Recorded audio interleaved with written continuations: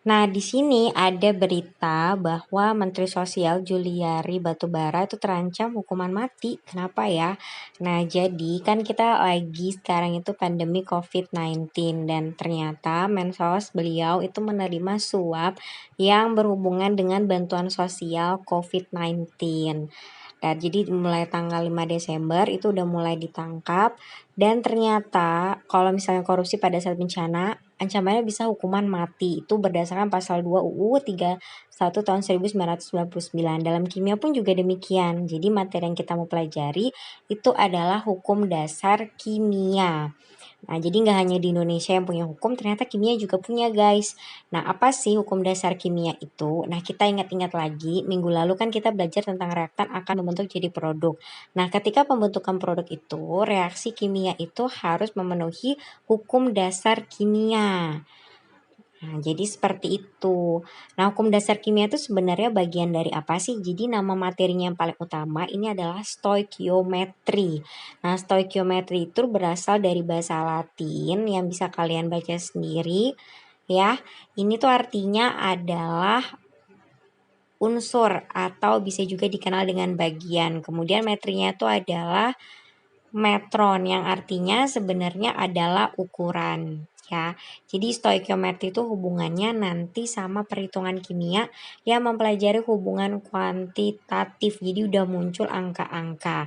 Dan materi yang pertama itu adalah hukum dasar kimia.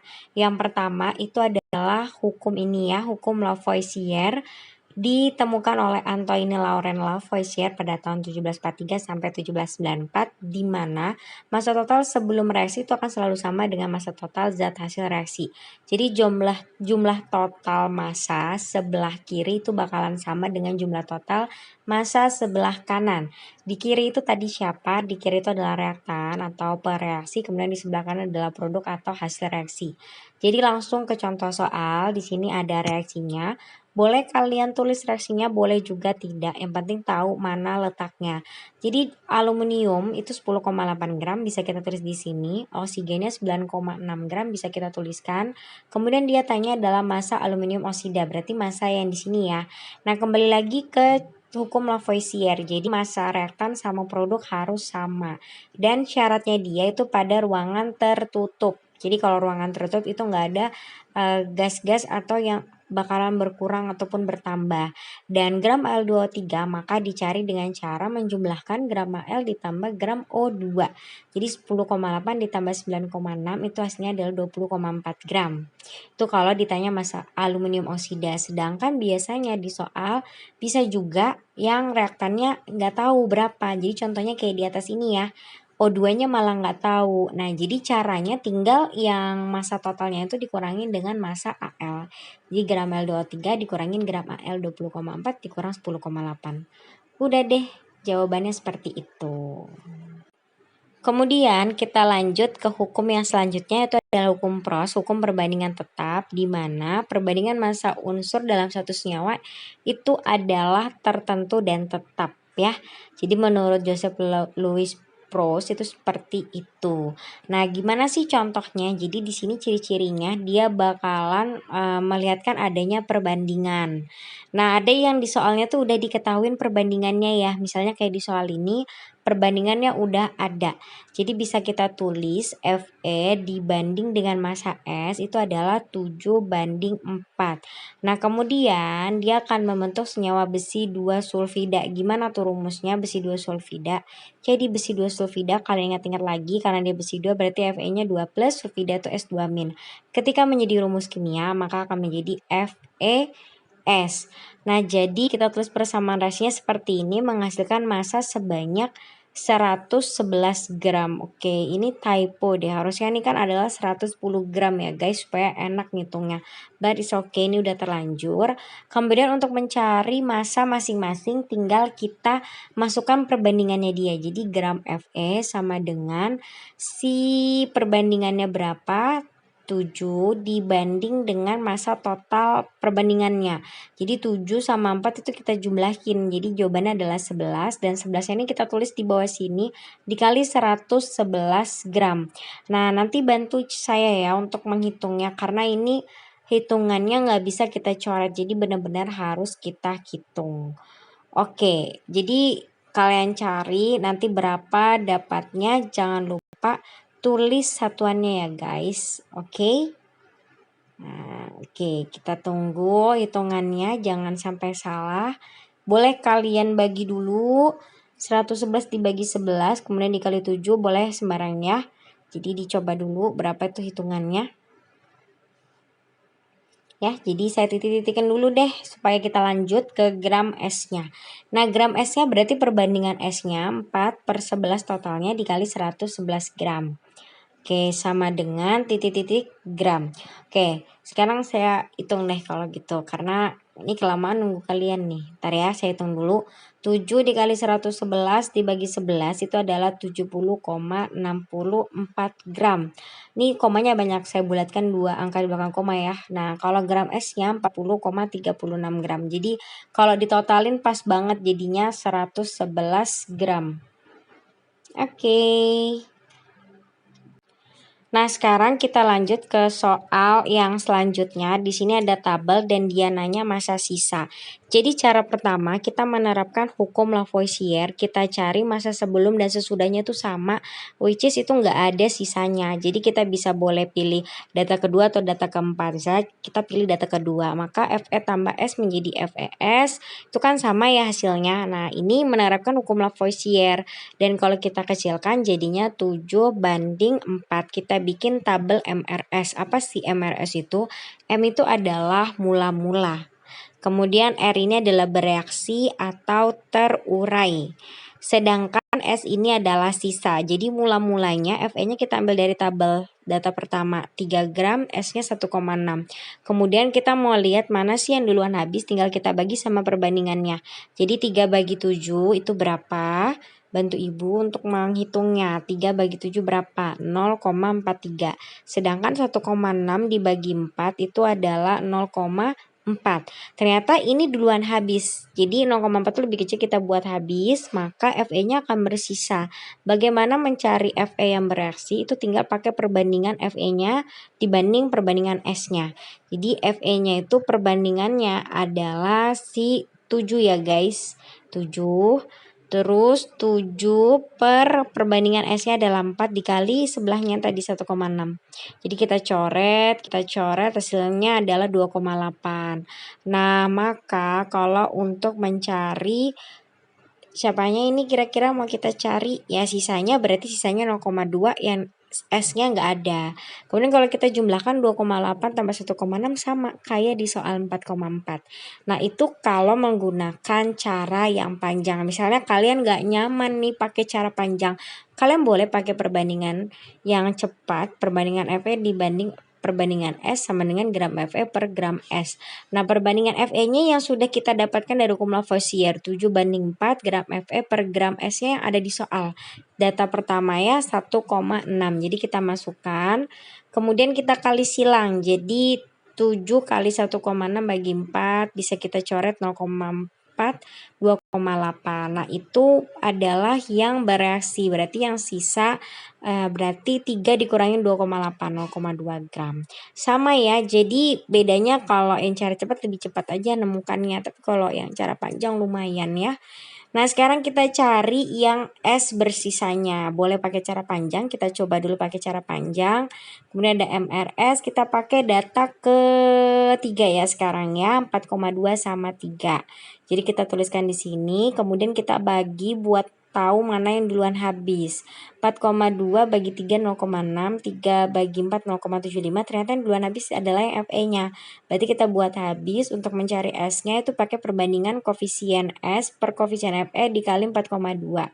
Hasilnya adalah 2,4, maka kalau kita kurangin yang bereaksi, yang sisa 3 dikurang 2,4, 0,6. Dan S-nya sama ya, dijumlahin 4,2 tambah 2,4, 6,6. Jadi sama ternyata. Maka kesimpulannya adalah S-nya adalah 0,6. Itu kalau pakai cara panjang. Kalau pakai cara cepat tinggal pakai perbandingan FE banding perbandingan S sama dengan gram Fe per gram S. Jadi gram Fe-nya itu kita dapatkan adalah si 4,2 di soal. Gram S-nya itu tinggal kita kali silang, kemudian hasilnya itu adalah 2,4. Maka untuk mencari sisanya kita kurangkan sama awalannya dia. Jadi Y-nya sama dengan 3 dikurang 2,4, 0,6 gram. Jadi jawabannya udah dapet 0,2 dan 0,6, terserah mau pakai cara panjang ataupun cara cepat. Oke, selanjutnya kita masuk ke hukum Dalton. Jadi hukum Dalton ini ditemukan oleh John Dalton, sama kayak teori atom Dalton ya orangnya, yaitu hukum perbandingan berganda. Jadi intinya kalau dua unsur itu dapat membentuk lebih dari satu senyawa, dan jika massa salah satu unsur dibuat tetap, maka perbandingan massa unsur yang lain itu adalah senyawa bilangan bulat dan sederhana.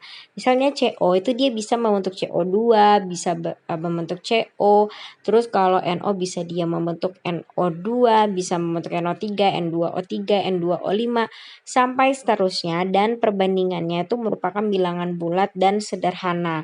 Nah, jadi contoh soalnya itu gimana? Misalnya contoh soalnya ada di sini, saya tidak menyebutkan ini unsurnya, unsur tepatnya itu apa, cuma ada A dan B. Jadi A dan B ini dapat membentuk lebih dari satu senyawa, ada senyawa 1 dan senyawa 2, dan dia nanya perbandingan massa A di dalam senyawa 1 dan 2 ya pada massa B yang tetap. Nah, jadi sesuai dengan hukumnya, salah satu massanya dibuat tetap. Dan dia mau yang di sini adalah massa B-nya. Maka saya tuliskan ulang aja ya supaya lebih kelihatan besar. Jadi A sama B, kemudian ini 60 40 50 50, dan dia mau massa B dibuat tetap. Dibuat tetap tuh sama aja kayak perbandingannya, intinya di sini 1, yang di kedua juga harus 1. Gimana caranya? Berarti 40 bagi 40. Dan ini 50 bagi 50. Nah, karena yang di senyawa 1 tuh B-nya dibagi 40, A-nya juga harus dibagi 40. Dan senyawa 2-nya karena di sebelah kanan dibagi 50, di sebelah kiri juga dibagi 50. Nah, jadi ini habis kita coret 6/4 itu bisa dikecilin bagi 2, jadinya 3/2. Nah, karena dia nanya cuma senyawa massa A, kita ambil perbandingannya. Jadi kita tuliskan di sini A kalau di 1 dia dapat berapa, di 2 dapat berapa. Jadi kita isi, ternyata di senyawa 1 itu dia dapat 3/2, terus senyawa 2 tuh 1. Nah, kan dia mau bilangan bulat sederhana ya. Jadi sesuai teorinya tadi dia mau bilangan bulat sederhana. Jadi kita buat jadi bilangan bulat karena kan ini masih pecahan. Jadi dikali 2 otomatis 3/2. Udah deh, selesai. Gampang kan guys, ternyata hukum Dalton. Well, selanjutnya kita belajar tentang hukum Gay-Lussac, yaitu adalah hukum perbandingan volume yang ditemukan oleh Joseph Louis Gay-Lussac. Intinya apa sih? Jadi intinya volume gas yang bereaksi dan volume gas hasil reaksi diukur pada suhu dan tekanan yang sama, itu berbanding sebagai bilangan bulat sederhana. Atau lebih tepatnya tuh sebenarnya dia perbandingan volume sama dengan perbandingan koefisiennya.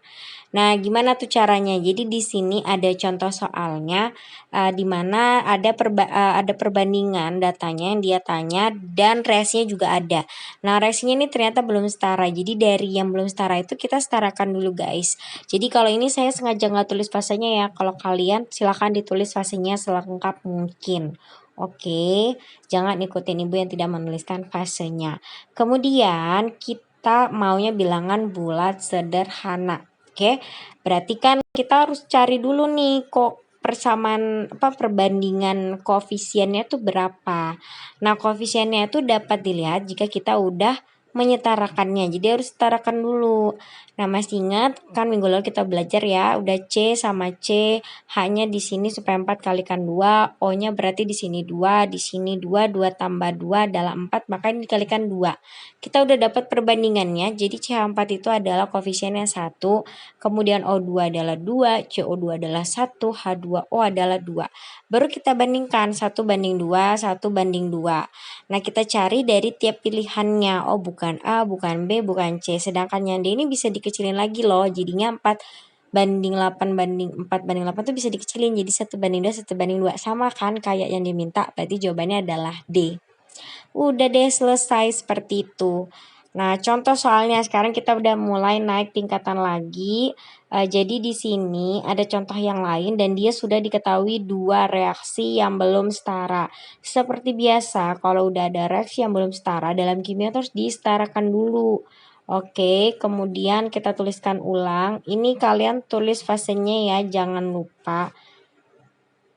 Oke, jadi ada CH4 tambah O2 menjadi CO2 ditambah H2O.